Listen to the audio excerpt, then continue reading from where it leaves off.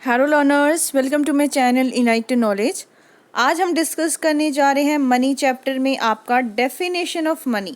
अब आप ये सोचोगे कि मनी के बारे में तो आपको मीनिंग के बारे में पता है, लेकिन रजे इसमें हम लोग डिस्कस करेंगे कि क्या क्या अप्रोच दी गई है। कि अब हमारे जैसे कह लो कि जैसे ट्रेडिशनल आपके इकोनॉमिस्ट होते थे, जिनको हम लोग कन्वेंशनल इकोनॉमिस्ट भी बोलते हैं, ठीक है। तो उन्होंने क्या मनी की डेफिनेशन दी। फिर जैसे ही अलग अलग टाइम पीरियड्स हम देखेंगे कि मनी की डेफिनेशन में बहुत सारे चेंजेस आए हैं। तो उस तरीके से चार आपके अप्रोच होंगे मनी की डेफिनेशन को देखते हुए। तो वो सारा हम इस वीडियो में डिस्कस करेंगे। आपको अगर इन वीडियोस की पीडीएफ फाइल चाहिए तो आप मेरा टेलीग्राम चैनल ज्वाइन कर सकते हैं। फेसबुक पेज को भी लाइक कर दीजिएगा, लिंक आपको डिस्क्रिप्शन बॉक्स में मिल जाएगा। तो हम बात कर लेते हैं कि सिंपल एज अ मनी होता क्या है, डेफिनेशन क्या होती है मनी की। तो अच्छा क्या है, एक commonly accepted and undisputed definition of money is not possible. कि एक ऐसी डेफिनेशन जो हर कोई एक्सेप्ट करे, जिसमें कोई डिस्ट्रप्शन ना हो, ऐसी डेफिनेशन मनी की है ही नहीं, कोई भी पॉसिबल ही नहीं है इसको बना पाना। तो हमने क्या देखा कि मनी के कंसेप्ट को अप्लाई करने के लिए, अडॉप्ट करने के लिए सबसे पहले हमने दो अप्रोचेस के बारे में डिस्कशन की। उसमें से पहली अप्रोच कौन सी थी, that money is defined as anything acceptable in payments of goods and services or in settlement of the debt। कि मनी एक ऐसी चीज़ है जिसको हर कोई एक्सेप्ट करेगा गुड्स एंड सर्विसेज की पेमेंट करने के लिए, या फिर हमने जो कर्जा ले रखा है उसको सेटल डाउन करने के लिए। पहली ये हो गई अप्रोच आपका। सेकेंड अप्रोच क्या कहता है, money is defined as anything which performs the functions of money. Money के क्या क्या फंक्शंस होते हैं वही मनी होता है। जैसे मनी का बच्चे फंक्शन सबसे इंपॉर्टेंट कौन सा होता है, मीडियम ऑफ एक्सचेंज, वटांद्रा करना, major of value and store of value. तो ये तीन जो मेजर फंक्शंस होते हैं मनी के, ये हमारा क्या है, दूसरा अप्रोच मनी को डिफाइन करने का। हाउएवर जीई डेनिस का क्या ओपिनियन था, उन्होंने बताया कि इन दोनों अप्रोचेस में से जो मनी की डेफिनेशन दे पाना वो सेटिस्फैक्ट्री नहीं है। अगर हम पहले अप्रोच की बात करें तो उसमें उन्होंने बताया है कि एक्सेप्टेबिलिटी होनी चाहिए मनी की, ठीक है ना, हर कोई उसको एक्सेप्ट करेगा। लेकिन उन्होंने अपना ओपिनियन क्या बताया, एक्सेप्टेबिलिटी का कोई जनरल मेजरमेंट नहीं होता है। जैसे कि इंडिया में क्या होता है, बहुत सारे लोग चेक्स को एक्सेप्ट नहीं करते है, तो वो भी मनी में कन्वर्ट होगा वो भी चीज़, लेकिन क्या होता है, हम उसको एक्सेप्ट नहीं करते। तो ये उसकी शॉर्ट कमिंग हो गई।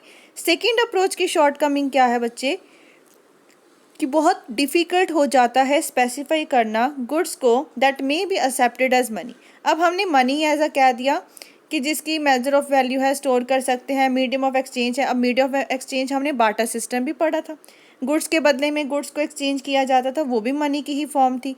तो इस वजह से हम लोगों अगर दोनों अप्रोचेस को देखें तो कोई अप्रोच भी जो सेटिस्फैक्ट्री है वो नहीं है। So these approaches just highlight the functions of money. ये दोनों अप्रोचेज आपको क्या बता रही है कि मनी क्या क्या काम करता है, इसके फंक्शंस क्या हैं। In his book essay on the monetary economics professor Johnson ने बताए चार अप्रोच जो कि मनी के हैं, वो अब हम डिस्कस करेंगे। सबसे पहला अप्रोच क्या है आपका, कन्वेंशनल अप्रोच। कन्वेंशनल क्या होता है, जैसे हम लोग कहते हैं ट्रेडिशनल है। सबसे पहली जो डेफिनेशन मनी की दी गई थी वो अप्रोच। इस अप्रोच में मनी को डिफाइन किया गया है उसके फंक्शंस के बेस पे। जैसे उसके फंक्शन क्या है, medium of exchange, major of value, store of value, और भी जो सारे फंक्शंस होंगे। हिक्स ने मेंटेन किया है that money is to be defined on the basis of its functions. Money is defined by its function. Anything is money which is used as money. Money is what money does. उन्होंने ये बताया कि money को हम लोग उनके function से define कर सकते हैं। कोई भी चीज़ जो कि हम यूज़ करते हैं मनी की फॉर्म में वो मनी होती है। मनी वो काम है जो मनी करता है। इसका मतलब हम लोग उसको फंक्शंस के अकॉर्डिंगली देखेंगे। तो ये आपका था कन्वेंशनल अप्रोच। कुछ डेफिनेशंस भी दी गई है इसके regarding. According to R P Kent, money is anything that is commonly use and generally accepted as a medium of exchange और एज स्टैंडर्ड ऑफ वैल्यू। ये हमें पता ही है कि मनी एक ऐसी चीज़ है जो कॉमनली यूज होती है, जिसको हर कोई एक्सेप्ट करता है। In the word of Crowther, money can be defined as anything that is generally accepted as a means of exchange and at the same time acts as a measure as well as store of value. ये भी functions हो गए money के। और Volker और हार्ट्रे ने कब कह दिया, money is what money does. तो ये आपकी डेफिनेशंस हो गई मनी की। कन्वेंशनल डेफिनेशंस के अकॉर्डिंग मनी में अब कौन कौन सी चीज़ें इंक्लूड होगी। सबसे पहली चीज़ नोट्स एंड कॉइन्स, और साथ में क्या है बच्चे, डिमांड डिपॉजिट। ये इसमें इंपॉर्टेंट चीज़ है। नोट्स एंड कॉइन्स आपकी करेंसी होगी। डिमांड डिपॉजिट जो कि बैंक के पास में होते हैं वो भी मनी की फॉर्म में डिफाइन होंगे as per the conventional approach. Demand deposit एक ऐसे डिपॉजिट्स होते हैं बैंक के द्वारा जिसको हम लोग क्या है कभी भी किसी भी टाइम में निकलवा सकते हैं, ठीक है, चेक्स की फॉर्म में। तो money is equals to note पर plus coins plus demand deposit. इस अप्रोच के अकॉर्डिंग टाइम डिपॉजिट्स को हम लोग इसमें इंक्लूड नहीं करते। These are the deposits with the banks which can be drawn only after some period of time. क्यों बच्चे, क्योंकि टाइम डिपॉजिट क्या होता है, जो उसका फिक्स्ड पीरियड होता है उसके बाद ही हम इसको विड्रॉ करवा सकते हैं, ठीक है, नहीं तो पहले करवाते हैं तो उसका वैल्यू में लॉस हो जाती है। तो these deposit are first to converted into currency. इसको पहले क्या है करेंसी में आपको कन्वर्ट करना पड़ता है, या डिमांड डिपॉजिट में जब हमें इसको मनी की फॉर्म में यूज़ करना है। तो टाइम डिपॉजिट इसमें इंक्लूड नहीं किए गए। सेकेंड अप्रोच आपका आता है शिकागो का। ये अब उससे भी बेहतरीन होगा। तो ये अप्रोच प्रपाउंड किया गया था प्रोफेसर मिल्टन फ्रीडमैन के द्वारा, जो नोबेल लॉरिएट है of the Chicago school of economics.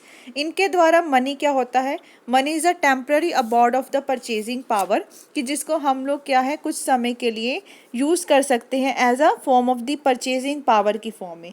तो मॉनेटरी इकोनॉमिक्स में देखा जाए तो हर जो ट्रांजैक्शन होती है उसके दो एस्पेक्ट्स होते हैं कि हम लोग ट्रांजैक्शन कर क्यों रहे हैं। सबसे पहली चीज़ है परचेज और दूसरी चीज़ है sale aspect. This is unlike in the barter system where every transaction has only one aspect. Barter system में क्या होता था, उसका सिर्फ ट्रांजैक्शन का एक एस्पेक्ट होता था, ठीक है, चीज़ों को लेना, एक दूसरे की ज़रूरतों को पूरा करना। मॉनेटरी सिस्टम में क्या होता है, हमेशा क्या होता है बच्चे, टाइम गैप होता है। पहले तो चीज़ जब बनती है उससे लेकर जब हम चीज़ को बेचते हैं, तो सेल और परचेज में क्या होता है, टाइम गैप होता है। Therefore it is essential to hold purchasing power in terms of money.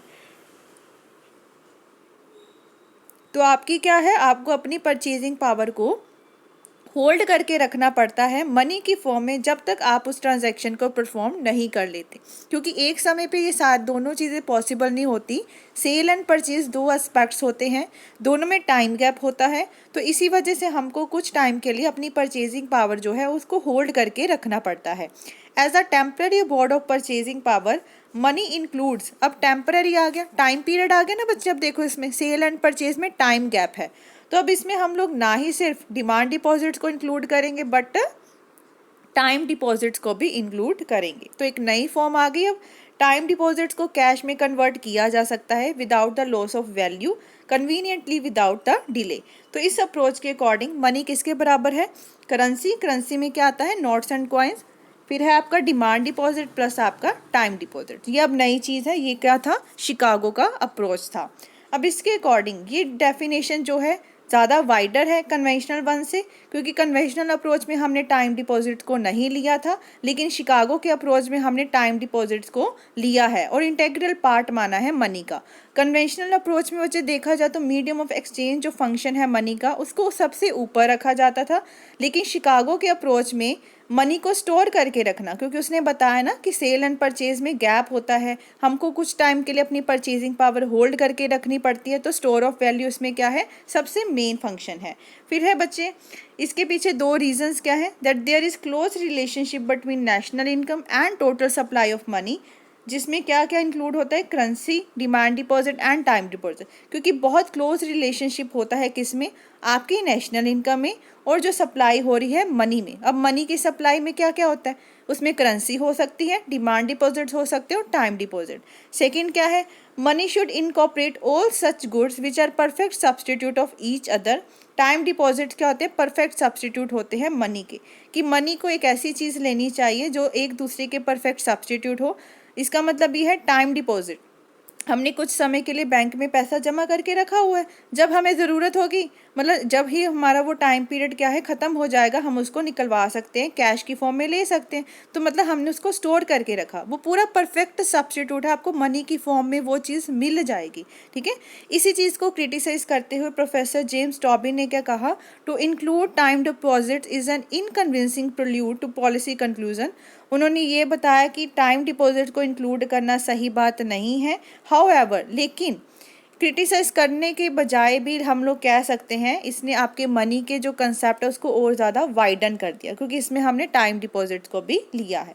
फिर आता है आपका Gurley and Shaw approach. G Gurley and E.S. Shaw ने प्रपाउंड किया है इस अप्रोच को। अब उन्होंने इस अप्रोच को कहाँ से प्रपाउंड किया है, that is from the money in a theory of finance में। इस अप्रोच के अकॉर्डिंग उन्होंने बताया है कि money should include all those instrument which is close substitute of each other. इसमें क्या चीज़ आ गई, अब परफेक्ट नहीं आई, close substitutes of each other. उसमें हमने देखा टाइम डिपॉजिट क्या होते थे, परफेक्ट सब्सटीट्यूट ऑफ मनी। इसमें हम लोग परफेक्ट तो लेंगे ही लेंगे, साथ में जिसको मनी में हम लोग कन्वर्ट कर सकते हैं। ठीक है, जहाँ हम लोग कह सकते हैं ज़्यादा लिक्विडिटी नहीं है जिस चीज़ में, उसको भी मनी में कन्वर्ट किया जा सकता है, वो सब्सटीट्यूट भी इसमें इंक्लूड होंगे।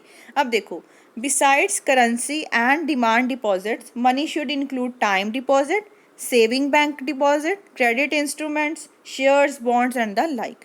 ये सारी चीज़ें अब इसमें क्या होगी, इंक्लूड होगी। ये सारे एसेट्स की अपनी एक लिक्विडिटी होती है जैसे ही मनी की होती है। Also those assets are issue by the financial intermediaries, मतलब ये बैंक्स हमें इशू करते हैं, या बैंकिंग या नॉन बैंकिंग फाइनेंशियल जो आपके बने हुए हैं चीज़ें, वो इस मनी को इशू करती है। अब फाइनेंशियल इंटरमीडिएटरीज दो तरीके की होती है, एक होती है बच्चे बैंकिंग, एक होती है नॉन बैंकिंग फाइनेंशियल इंटरमीडिएटरीज। अब जो नॉन बैंकिंग में आपका क्या आ जाता है, that include credit and the thrift society, जैसे life insurance corporation, savings bank हो गए, ये आपके नॉन बैंकिंग में आते हैं। क्रेडिट इंस्ट्रूमेंट इशू करता है by this institutions also have the quality of liquidity. भले ही वो नॉन बैंकिंग फाइनेंशियल इंटरमीडिएटरीज हैं, लेकिन उनमें भी अपनी एक लिक्विडिटी होती है, जिस वजह से हम इसको मनी में क्या है, इंक्लूड करते हैं। Thus according to this approach बच्चे, मनी की डेफिनेशन देखो क्या निकली, money is equal to currency, demand deposit, time deposit, saving bank deposit, shares, bond, ये सारा कुछ मनी में इंक्लूड होता है।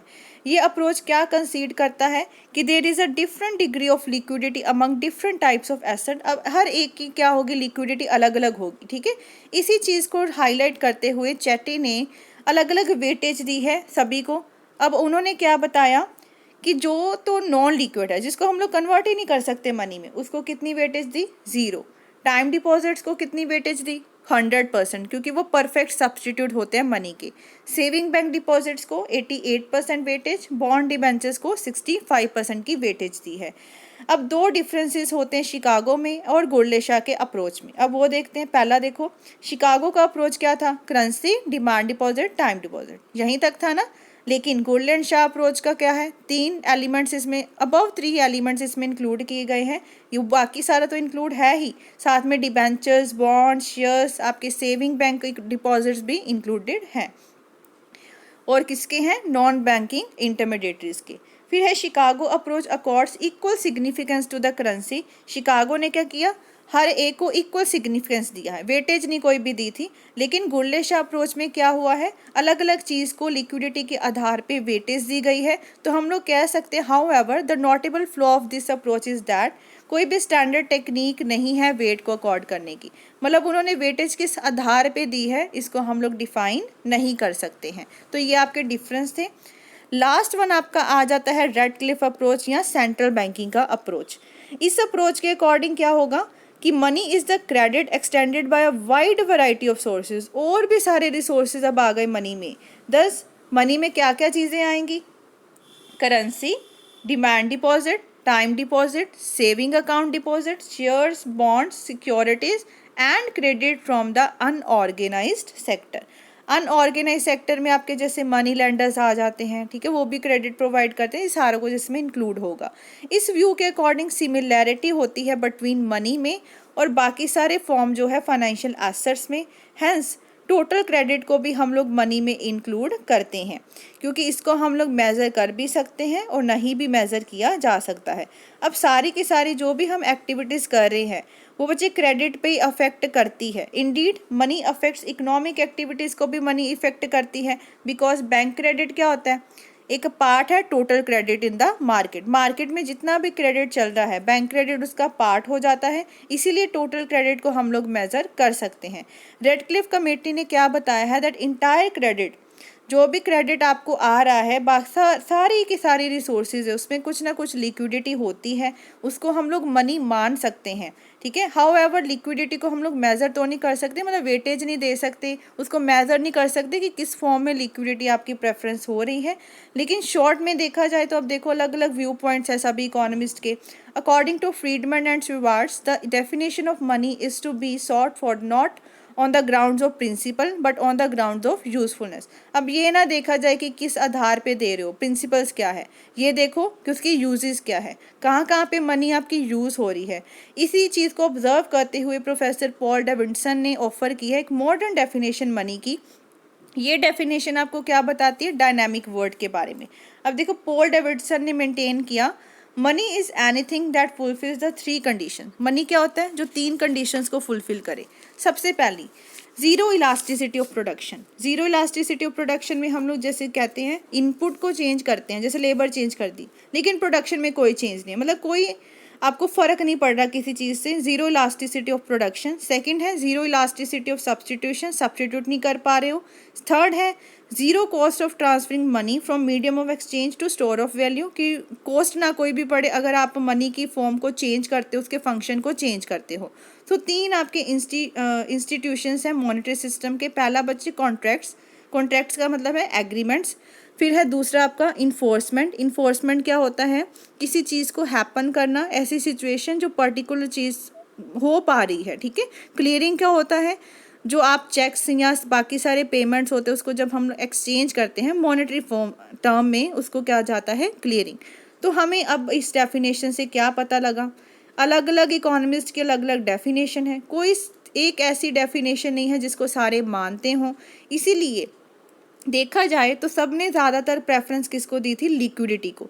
लिक्विडिटी को ही आधार माना है आपका मनी की प्रॉपर्टी को अगर देखा जाए। So according to conventional approach money should incorporate only such asset which are totally liquid, क्योंकि हमने जो कन्वेंशनल डेफिनेशन पढ़ी थी वो क्या बताती थी, मनी को लिक्विड, जो टोटली लिक्विड होता है ना, जैसे नोट्स, करेंसी, डिमांड डिपॉजिट, उसी को मनी कहते हैं, जिसको सारे एक्सेप्ट करते हैं, जिसको कोई इग्नोर नहीं कर सकता, जिसमें कोई इनकन्वीनियंस नहीं है। So only currency and demand deposit are consider to be such asset. लेकिन बाकी सारे अप्रोच क्या कहते हैं, सिर्फ यही चीज़ें काम नहीं आएंगी, उन्होंने मनी को और बाकी सारे एसेट्स पे भी लेके गए हैं जो कि एक हाई डिग्री लिक्विडिटी की आपको दे सकते हैं, जैसे टाइम डिपॉजिट्स हो गया। ठीक है, तो ये सारा मनी को अगर देखा जाए तो मनी में be defined as those liquid asset which serve the nation as a circulating media, जो कि एक नेशन को सर्व कर सकती है एज अ सर्कुलेटिंग मीडिया। इधर उधर आपकी ट्रांसफर्स होती रहती हैं या मीडियम ऑफ एक्सचेंज के तरीके से आप लोग उसको यूज़ कर पा रहे हो, तो ये सर्कुलेशन में आपकी कहीं ना कहीं